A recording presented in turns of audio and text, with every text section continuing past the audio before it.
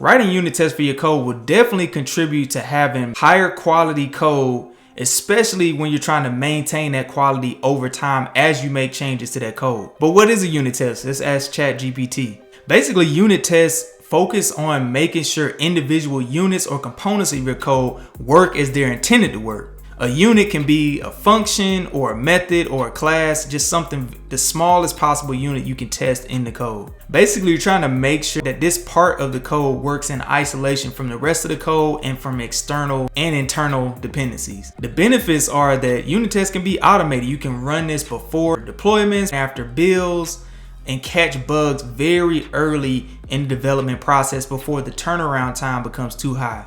It also can just improve the code quality of the code you write because you're writing it in testable smaller units that are not as dependent on each other and not as brittle to change. Unit tests also kind of make you think about how your application is working because of the way you design the test, and may change the way you even design or architect the system. Let's start with a quick example of how you can write a unit test for some JavaScript code. We're going to use Jest, which is a JavaScript testing framework that allows you to write unit tests. So I'm going to create and open a new project and call it unit test.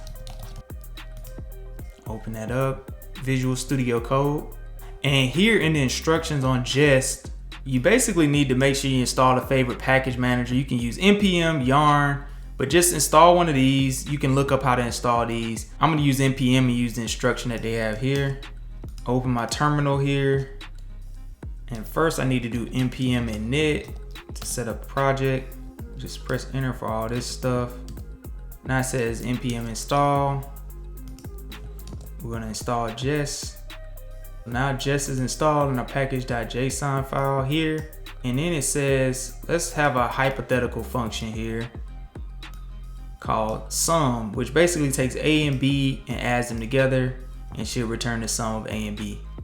So I'm gonna create a file, sum.js. I'm gonna put what they put in here. And so when I write this, I wanna test that, make sure that this works. So this is a simplified version, but just make sure that our function works using unit tests that we can automate. So then it says create a file called sum.test.js. So we're gonna create that here. And the first thing you have to do is reference your code that you want to test at the top. And so that's how you do that here, is you just do pull out what you want to pull out of the file, which here is whatever's exported here. So that's sum. I'm going to export sum and I'm going to basically require it here. And this just points, require just points to whatever file you need to pull it from.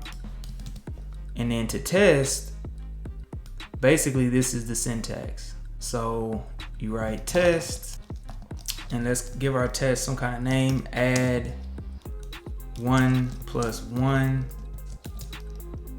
should equal 2. And then inside of here is our actual test function.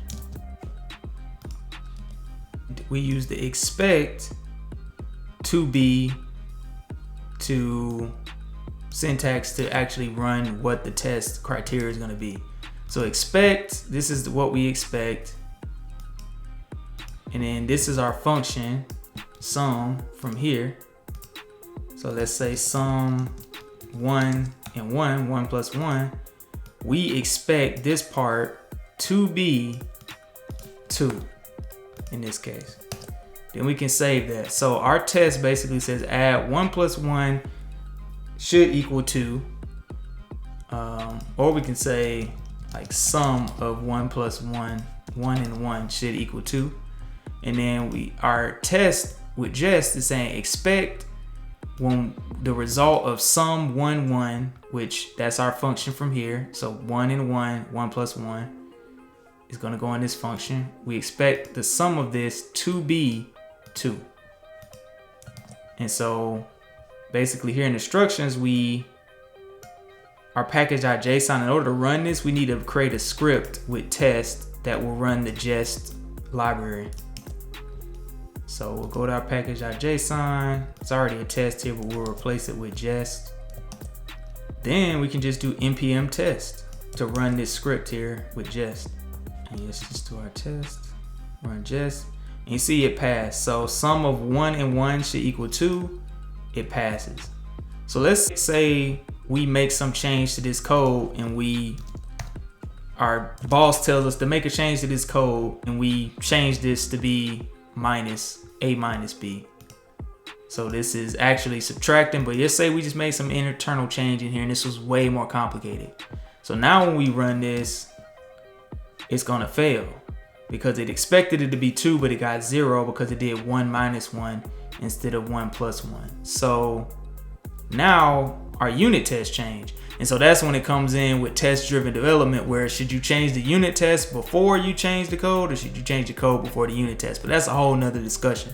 But here you can see at a very simple level, this is where you can catch a mistake at the dev level, where we made a change to this code here and the internal behavior of sum has changed based on what we expected to be with our unit test that we wrote. And this is how you can catch bugs with more complicated units of code, classes, functions, whatever the thing is that you want to unit test. So this can get more complicated. You can mock up external dependencies and internal dependencies. You can do a lot more complicated things with the unit test, but this is just a very, very simple way to show how a unit test can work and how it can help you. So I hope that makes sense. Let me know what you think if you have any questions, and thanks for watching the video.